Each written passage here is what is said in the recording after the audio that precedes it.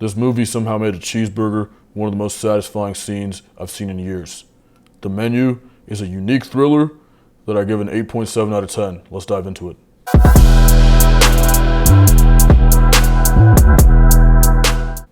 The Menu, released in 2022, was directed by Mark Mylod, who many people know from Succession. Stars Ralph Fiennes as Chef Julian Slowick, Anya Taylor-Joy as Margot Mills, and Nicholas Hoult as Tyler. The film was made on a budget of roughly $30 million and grossed just over $79 million worldwide. And the $30 million budget does reflect in a lot of the shots. And as you can see in the trailer, there's a lot of scenic views, a lot of cool stuff, and good cinematography all around. So that $30 million definitely shows.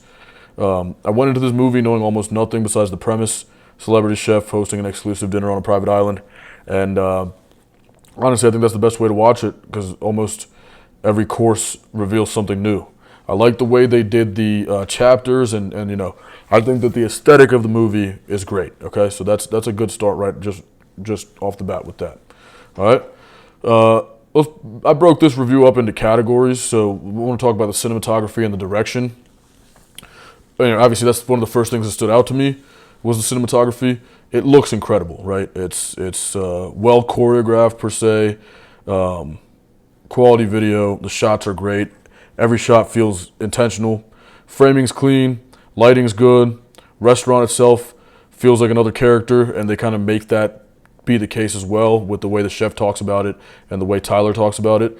Food, obviously, the dishes that they make are obviously amazing. And it never feels like it's like only to show off expensive dishes, right? It feels like it serves the story and helps build tension. I like the transitions as well. So the movie is structured, the way it's structured is that it's like each chapter, the meal is like the story, and obviously, spoiler alert, everything is going to be spoilers in the reviews that I do. He kills them all at the end. That's the idea, right? So,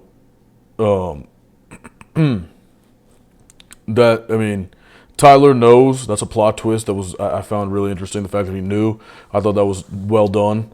There were some callbacks throughout the movie that I enjoyed, and the pacing was good as well. I think that you're kind of on your toes. It's not like horrifying suspense, but it's like suspense in the sense that you wanna keep watching to see what happens next, and it is interesting. So, yeah, the story, probably my favorite part about the movie, constantly introducing new mysteries and like slowly answering ones that they introduced. Always trying to piece together exactly what's happening. Towards the end, you see that there's sort of this chef has this like karmic sense about him, and he's like exposing people's faults and things that they've done wrong, and then killing them for it or punishing them for it, pretty much. Really good, some really effective plot twists that influenced the rating that I've given this movie.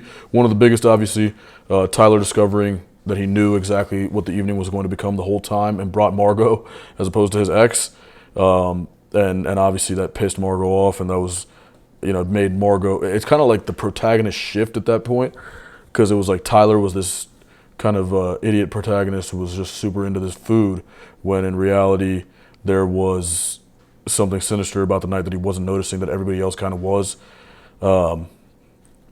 You kind of, but he's like lovable to an extent. It turns into him being like actually a fucking psychotic simp for the chef, and Margot being like the relatable character who's like, what the fuck, and like trying to actually figure out what's going on and get herself out of the situation, right? There were quite a few callbacks, ingredients sourced directly from the island. I appreciate these details. The way the menu ties into different parts of guests' lives, things tie together. I think Margot was the escort for the guy who was cheating on his wife, and they cut off his ring finger, of course. So that was all like very well tied together. I like that. Those little details, they mean a lot to me as a viewer, and I appreciate that stuff. And then again, the scenery, it was beautiful. It was well done. Makes the dinner feel carefully designed instead of random. Rewards you for paying attention. Okay. The performances, like the acting was really good. All the characters I think were well done. The acting did not leave anything to be desired. Ralph Fiennes, I think he played, and I need to research him more, but he played villains in other. He had this like Voldemort sort of feel to him, and yeah, I mean he just did a good job with his character. I did. There's one little criticism I had is when he went into the bathroom and was like, "Oh, Margot, like why don't you like my food?" Like that felt a little insecure and it felt out of place. That characteristic felt out of place for the character a little bit. So that is a small criticism on that. Again, 8.7. Right, I gave Obsession a 9.7. I thought that was like really well done, but yeah, and of course the Coast Guard guy being part of it. That's another plot twist. Going back to that, so there are a lot of positives, but small things like that as well, which someone with scrutiny like me might notice. But yeah, he's very calculated, doesn't scream, doesn't overact. Confidence and composure as an actor make him very intimidating for most of the movie, for the majority of the movie. Margot, Anya Taylor-Joy, is also fantastic. Slowly shifts from Tyler being the entry point to Margot becoming the true protagonist, which we've covered a little bit. But that is well done. I think there are a lot of ways that could go really poorly in a movie and in a film, and that's probably a tough strategic thing to make happen, and they did a good job of it. It happens, the transition happens naturally, and then by the end you're completely invested in whether she survives or not. Yeah, I mean, beyond being a thriller, movie had some really interesting themes, commenting on celebrity culture, pretentious fine dining, wealthy consumers, critics, people who lose sight of why they loved creating something in the first place. And I mean, yeah, when something turns into a job, man, it becomes much more serious. It's not the same. Like, so the guy, the chef, obviously, kind of when he killed the guy who was like, I want to be like the chef, and he's like, I'll never be satisfied. And then he just kills himself. There's a scene where that happens. That makes, I think that is, that's interesting social commentary, because I think to an extent you put your whole life into a craft, and then it becomes like something for others who are not nearly as experienced as you to judge you on. It is kind of funny, right? It's kind of messed up in that way, and they do a good job commenting on that. And obviously some of these celebrities are hella annoying. Some of these finance guys, like it's just like making a caricature out of certain archetypes that we have in the real world in the 2020s. And like, these douchebag guys who are like, really just evil and willing to do whatever to make money and to improve their quality of life. That being a character, these kinds of things, like the characters are very rooted in real life archetypes. So I appreciated that as well. There are some interesting ideas about karma.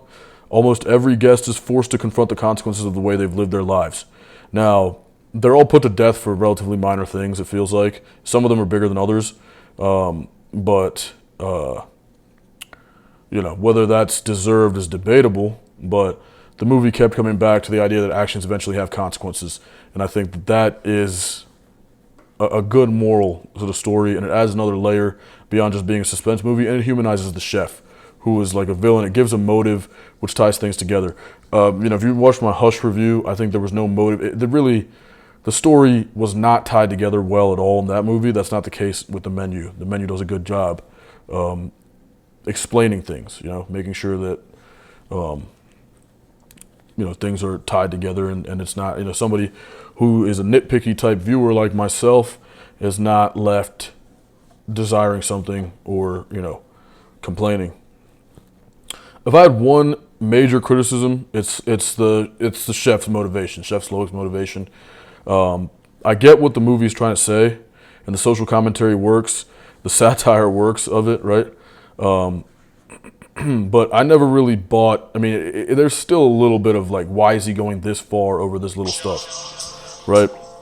So, and that sometimes is questionable. Symbolically, it made sense, but I think emotionally it could have developed a little more. Like maybe there's like a backstory as to him being crazy as fuck. There's got to be some sort of reason why he's doing that beyond just that there are consequences and he's tired of his job. And he's tired of his job. He's tired of people critiquing his foods. Let's kill everybody. There could have been a little bit more meat to that, but it doesn't kill. It doesn't hurt the movie much It doesn't hurt the movie much at all. I just think that that's a small piece of criticism that I had, and kind of like a question that I had about it, right? And then also the ending. Once like everything is revealed, right? Everybody kind of just accepts what's about to happen, like they're in a cult, and that was a little bit weird to me. That didn't seem realistic, and I'm big on realism.